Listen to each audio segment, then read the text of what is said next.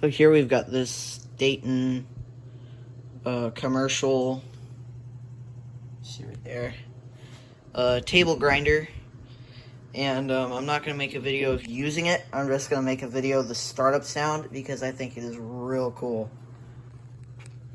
There's the tag. Now, I don't know what's going on with it, but apparently it stalls when you turn it on. You gotta turn it, like, in either direction. It can rotate in either direction.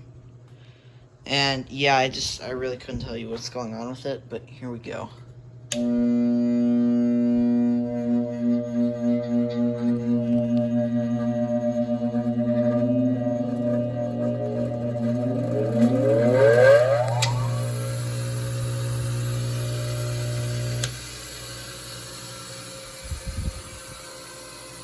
Yeah. Thanks for watching. Hope you enjoyed.